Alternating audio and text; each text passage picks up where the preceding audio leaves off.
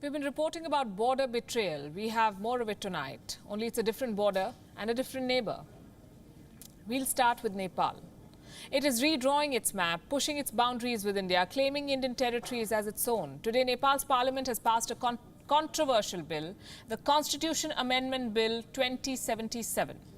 Why is this significant? Because Nepal's parliament has now granted a constitutional status to its new distorted map.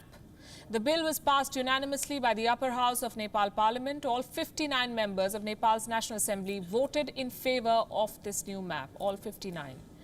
All procedures are done with. The President of Nepal, Bidya Devi Bhandari, has given her assent to the bill. The amendment has become a part of Nepal's constitution. The new map is now part of the national emblem of Nepal. How is India responding? Or should I rephrase my question and ask, is India responding at all? Because the statement from Delhi today was remarkable for what it did not say. Listen to this. Issue, I've already made our position clear. Responding to a media query on 13th of June, we had said that we have noted the developments when the House of Representatives of Nepal had passed the constitutional amendment bill. So we have already made our position clear on this, and I don't think I have anything further to add. Nothing to add. New Delhi still chooses to stay silent, which is baffling given what Nepal has done. Allow me to give you a clearer picture. Nepal has claimed more than 300 kilometers of Indian land as its own. While India is facing China in Ladakh, a much smaller neighbor and a supposedly old friend has claimed 335 kilometers of Indian territory. This includes 3 specific areas: Limpiyadhura, Lipulekh and Kalapani. Look carefully at the map on your screen. The valley of Kalapani, along with the Lipulekh Pass at the top, forms the Indian route to the Kailash Mansarovar, an ancient pilgrimage site. It is joined by the Limpiyadhura Pass 5 miles to the southwest. India considers these areas as part of Uttarakhand's Pithoragarh district. And now Nepal has officially laid claim to these territories. This region is significant for 3 reasons. 1, the religious link. As I said, the Kailash Mansarovar Yatra. 2, the trade link. A few years back, India and China had signed a trade agreement along this route. And 3, the strategic significance, the link to Tibet. This isn't just another piece of land, and implications of this move cannot be overstated. We've reported extensively on what led to this map fixing. The script is similar to what happened at the India-China border. It began with Nepal's objections, Nepal's complaints about India building a road on its own side of the border.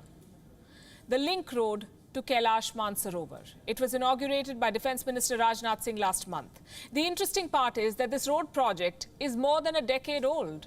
So Nepal's sudden overreaction appears politically motivated. The diktats and the debt from China may have played a role. For decades, India has managed and developed these areas, these very areas. It has never used this region for military activities or to provoke Nepal. Despite this, Nepal suddenly claims that India has violated its territorial integrity. First, it summoned the Indian ambassador to Nepal to make a point. Then the Prime Minister of Nepal himself, Mr. K.P. Sharma Oli, began preaching India on living up to its motto of Satyamev Jayate. The truth prevails. Why is Nepal spoiling for a fight with a much bigger neighbor on which it depends so heavily? 2 things explain this. 1 is domestic politics and the second is Chinese pressure.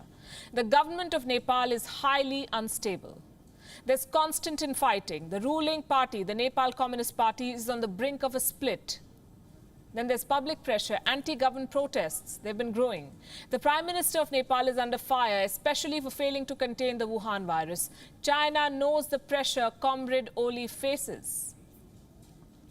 So China has decided to micromanage Nepal's affairs, and to maintain harmony at home, it has engineered a divorce with India. Last month, the Chinese ambassador met ruling party leaders to settle their internal disputes. The ambassador of another country settling the domestic disputes of a political party. At the same time, the Chinese embassy fueled anti-India rhetoric. We'll tell you all about it in just a bit. For the moment, I want to focus on what Nepal has done, Nepal's actions.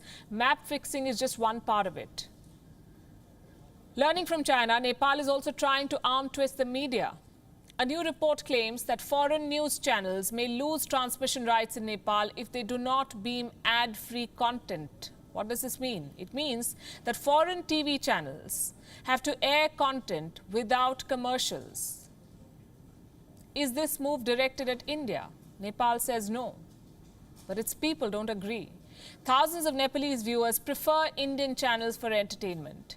Exactly a year ago, Nepal took Indian channels off air for 24 hours. The headline is on your screen. And now channels from India, among other countries, may not be allowed to beam at all. According to the government of Nepal, this is part of the clean feed policy for foreign TV networks. And it stems from a 2019 act endorsed by the Nepalese parliament.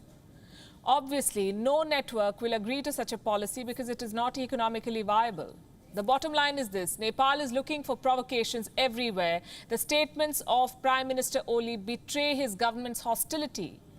Playing to the galleries in the interest of domestic politics is one thing. Most governments discount it. But Nepal has gone way beyond this, and India's silence is not helping matters.